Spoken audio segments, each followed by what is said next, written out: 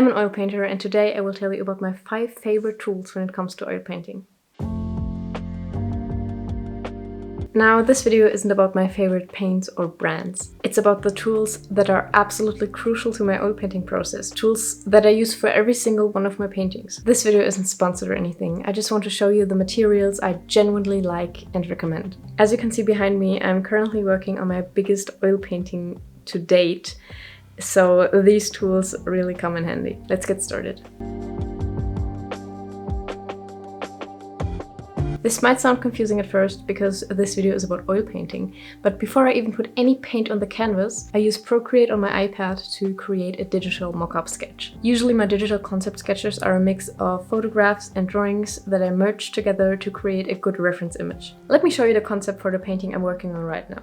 For this, I used multiple different photos of waves and merged them together to create a background. As you can see, I added more splashes of water to create more dynamic. For the characters, I made the references myself. I took photos of myself in the poses I wanted to paint and merged them together as well. Then I painted over the photos and changed them so they don't look like me. I always take my own references because it's very hard to find photos that have exactly what you're looking for. Before doing that, I sometimes found myself spending hours to find the right reference images. Now that I take them myself, I save a lot of time and can adjust them however I need to. As you can see, the characters in this reference don't have a lot of shading and therefore don't look very realistic. And I know this isn't the best thing to do if you want to achieve realistic results, but I always freestyle shadows and skin tones. Here's another example. This is another concept sketch I did, and it's exactly the same thing. Quick sketch, not a lot of shading, the insects are photographs that I cut out, and flat colors to get a rough idea of the mood.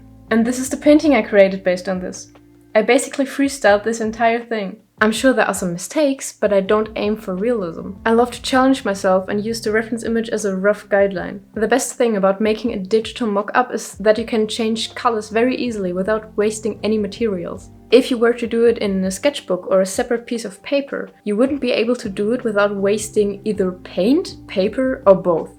In conclusion, my iPad is an essential part of my painting process.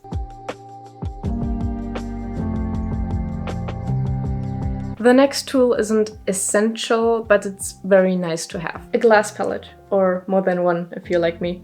This is simply the glass of an old picture frame and it works wonders. For this smaller one I used painter's tape to protect myself from accidentally getting cut.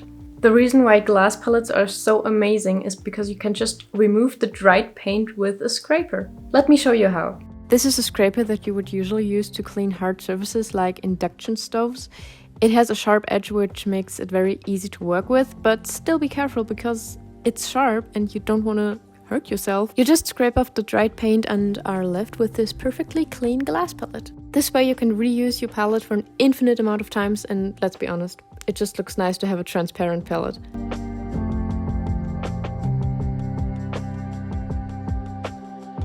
Now let's talk about my absolute favorite medium when it comes to oil painting, a quick dry medium. You just use this like any other oil painting medium and mix it with your paint to dilute it and make it more smooth. The only difference is that it dries very fast, so your oil painting is dry to touch after 1 to 2 days. I love this medium so much because it speeds up my painting process by a lot. I love working with small details, and if you ever tried to put white paint on top of wet oil paint, you know that your white mixes with the wet paint underneath and it all gets very messy and muddy, and it's very stressful. Way too stressful for me at least, so I just make sure to get as much done as possible in one day and add details on the next. If I were to use a regular medium, I'd have to wait days or even weeks before adding crisp details. Wet paint also tends to work like a magnet for dust, so using this prevents your painting from collecting all sorts of particles because it dries so fast that the dust doesn't even have time to stick to the wet paint. If you're a fast painter like me and don't want to wait for your paint to dry, I highly recommend this. Now this baby is single-handedly responsible for all of my small crazy details. Did you know that she carries most of my paintings on her back? It's a number 2 synthetic round tip brush by Da Vinci with very long bristles, which give you a lot of control over your brush strokes. I only use synthetic brushes, by the way. Let's take a look at some of my most recent paintings so that I can show you some details that I painted with this brush.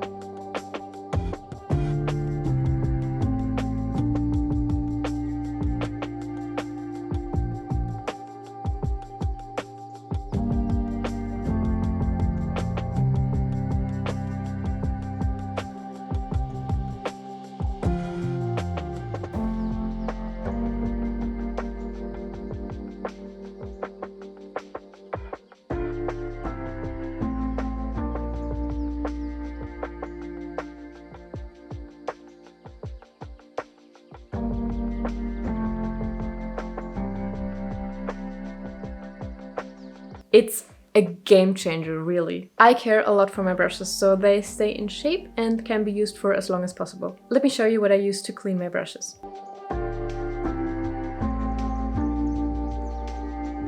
This is the brush cleaner I use. There are eco-friendly options and I will definitely look more into that after using this up. This stuff works like wonders. It even cleans hard brushes with dried-in paint and makes them all nice and soft again. Caring for your tools is essential if you want to use them for as long as possible. And yes, there are days where I forget to clean my brushes and they just lay around, the paint starts to dry and the brushes lose their shape. But this brush cleaner allows me to clean my brushes days after use. But you should still try to make cleaning your brushes immediately after use a habit that's part of your painting process. Your brushes will thank you, and painting is a lot more enjoyable with high quality supplies. If you found value from this video, I recommend you check out the video that is appearing on the screen right now, where I give you my 21 favorite tips for artists, especially for beginners. Thank you so much for watching, and I will see you next time. Bye!